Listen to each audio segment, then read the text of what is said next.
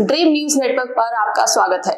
2 जुलाई को हाथरस में हुए बाबा कांड के बाद चारों तरफ इसकी चर्चा हो रही है, पर सवाल आज भी वही पुराना है कि आखिरकार प्रवचन सुन रही भीड़ में भगदड़ कैसे मच गई और किस तरह से इतने सारे लोगों की मौत हो गई।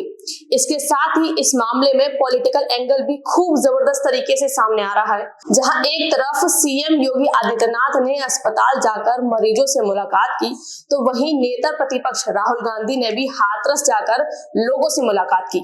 इसके साथ ही सपा सुप्रीमो यानी कि अखिलेश यादव ने भी इस मामले में खूब अपनी इन्वॉल्वमेंट दिखाई है।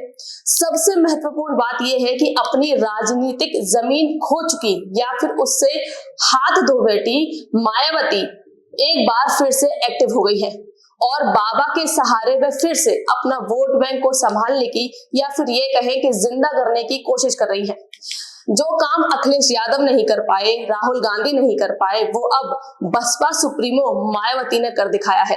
बसपा सुप्रीमो मायावती ने हाल ही में अपने सोशल मीडिया प्लेटफॉर्म एक्स पर कहा है कि देश में गरीबों, दलितों व पीड़ितों आदि को अपनी गरीबी व अन्य सभी दुखों को दूर करने के लिए हाथरस के भोले बाबा जैसे अनेकों और बाबाओं के अंधविश्वास व पाखंडवाद के बहकावे में आकर अपने दुख और पीड़ा को और नहीं बढ़ाना चाहिए, बल्कि बाबा साहेब डॉक्टर भीमराव अंबेडकर के बताए हुए रास्ते खुद अपने हाथों में लेकर अपनी तकदीर खुद बदलनी होगी।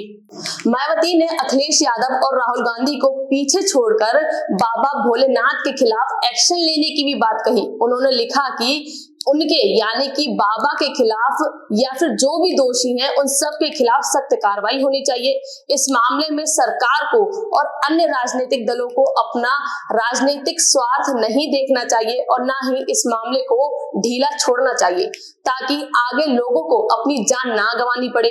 मायावती ने साफ संकेत दिए हैं कि किसी भी राजनीतिक दल को फिलहाल अपना फायदा नहीं देखना चाहिए। इतना ही नहीं, बसपा सुप्रीमो ने एक बार फिर से अपना हाथ सभी दलितों और वंचितों की तरफ बढ़ाया है और उन्हें विश्वास दिलाने की कोशिश की है कि आज भी पार्टी उनके साथ खड़ी है। खैर, इन सब के अलावा कई ऐसे सवाल हैं जिनके जवाब हर कोई ढूंढ रहा है। हर किसी के जहन में यह सवाल है कि सीएम योगी आदित्यनाथ के होते हुए बाबा की गिरफ्तारी आखिर क्यों नहीं हुई। इसके साथ ही पुलिस किस तरह से बाबा को ढूंढने की कोशिश कर रही है, क्योंकि पुलिस का तो पता नहीं, लेकिन मीडिया को बाबा बहुत ही आसानी तरीके से मिल गया है और वह बन ठन कर आराम से मीडिया के सामने अपने बयान भी दे रहा है। जरा आप भी सुन लीजिए। सभी शासन एवं प्रशासन पर भरोसा बनाए रखें। हमें विश्वास है जो भी उपद्रवकारी हैं वो बख्शे नहीं जाएंगे।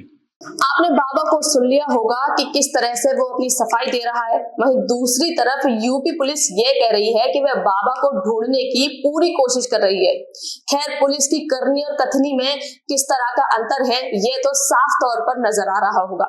जब मीडिया को बाबा मिल सकता है और योगी पुलिस को बाबा नहीं मिल रहा, ये एक बड़ा सवाल है। इसके साथ ही हम आपको 2 जुलाई की सच्ची घटना भी बता देते हैं कि आखिर किस तरह से बाबा के एक ऐलान की वजह से मासूमों की जान चली गई। हाथरस में हवलदार से भोले बाबा बने सूरजपाल सिंह जाटव के सत्संग में भगदड़ की शुरुआत होने से पहले लाखों की संख्या में बैठे भक्त आराम से बाबा के प्रवचन सुन रहे थे, लेकिन अचानक ही घंटों शांति से बैठी भीड़ बेचैन हो गई और सत्संग खत्म होते ही सभी लोग एक ही दिशा में भागने लगे। इस भगदड़ में करीब 123 से ज्यादा लोगों की मौत हो गई। वहीं एक जांच कमेटी ने अपनी शुरुआती जांच में खुलासा कर दिया है कि इस भगदड़ की वजह कोई और नहीं बल्कि खुद भोले बाबा और उसका एक ऐलान था। 2 लाख से ज्यादा की भीड़ अपनी अपनी जगह पूरी शांति से बैठी हुई थी और भक्ति भाव से बाबा के प्रवचन सुन रही थी। इसी बीच बाबा ने अपना प्रवचन खत्म कर दिया और ऐलान किया कि भक्त आकर अब उसके चरणों की धूल ले सकते हैं।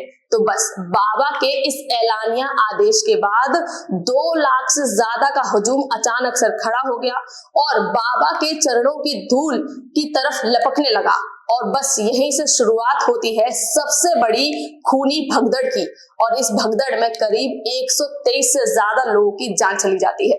तो आपकी इस पूरी घटना पर क्या राय है, हमें कमेंट बॉक्स में जरूर बताएं। और बाकी सारी लेटेस्ट अपडेट्स के लिए और ऐसे विस्तार से खबरें जानने के लिए आप देखते रहिए ड्रीम न्यूज नेटवर्क। धन्यवाद।